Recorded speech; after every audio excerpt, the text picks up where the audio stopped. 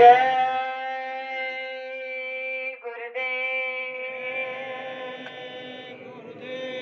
जय गुरुदेव। नाम किसका? प्रभु का पावन नाम। तो प्रेम से बोलिए जय गुरुदेव। जय गुरुदेव। सबसे पहले युग परिवर्तक परम संत बाबा जय गुरुदेव जी महाराज, इनके चरणों में अरबों खरबों प्रणाम। ईश्वर भगवान और उनकी दृश्य अदृश्य शक्तियों को भी कोटि कोटि प्रणाम।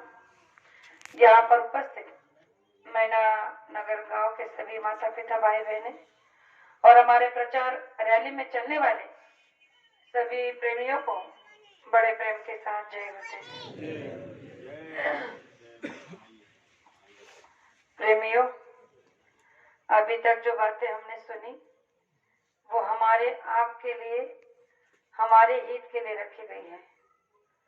क्योंकि सत्संग में जब भी हम आप लोग जाते हैं तो हर कोई अपने मन में अपने बारे में प्रश्न लेकर जाता है, हर व्यक्ति। मैं जानती हूँ कि सत्संग में हम जब भी गुरु महाराज के सत्संग में भी बैठते थे तब भी घर से हम अपने मन में एक ऐसा सवाल रहता था कि क्या इस बात का जवाब हमें मिल जाएगा।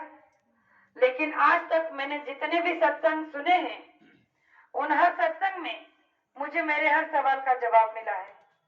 तो आप बताइए, जब हमारे दिल की बात हमने जो घर में सोची वो दिल की बात किसी को नहीं पता, वो इन्हें पता चल जाती है और वो हमारे माध्यम से, उनके वचनों के माध्यम से हमारे तक पहुंचा देते हैं।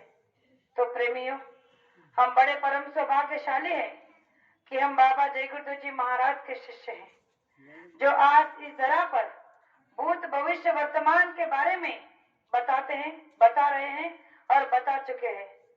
तो हमें उनकी बातों पर विश्वास करना चाहिए। आज का समय हमें शंका कुशंका करने में, तर्क वितर्क लगाने में नहीं लगाना है। हमें आपको पता नहीं कि हमारी सांसों की पूंजी कब खत्म हो जाएगी, क्योंकि हमारा सबका समय, हमारे सबकी सांसों की पूंजी हमारे हाथ में नहीं है।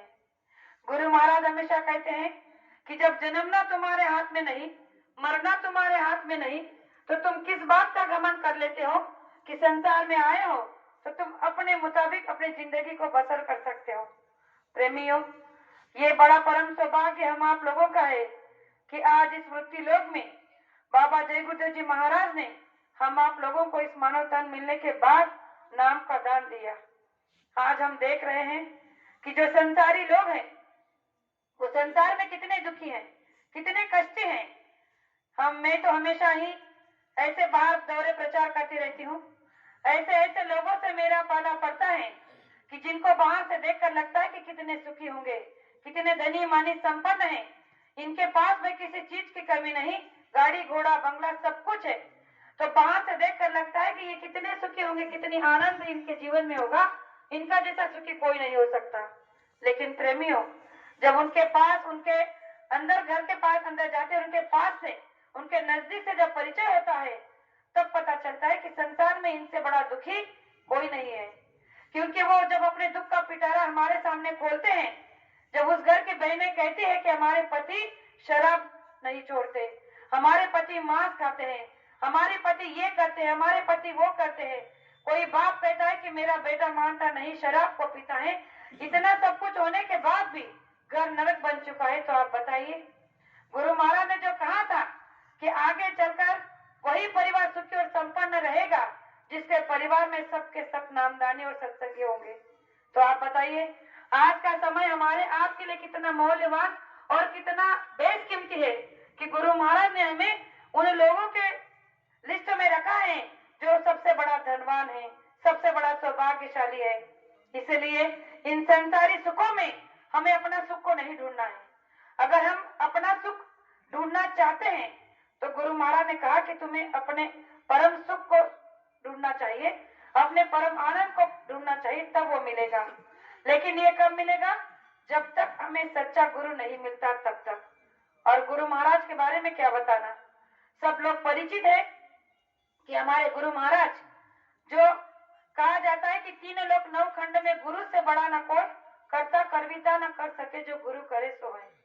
जिस तीन लोक की बात हम करते हैं उनसे परे अगर हमारे गुरु हैं, जो कोई नहीं कर सकता वो गुरु महाराज कर सकते हैं, तो उनके बारे में कैसे चमका, कैसा कोई सवाल। तो ये हमारे विश्वास पर निर्भर करता है कि हमारा विश्वास गुरु के प्रति कितना और कैसा है। प्रेमियों, एक छोटा सा उदाहरण देना चाहती हूँ कि त्रेता युग में जब प्रभु राम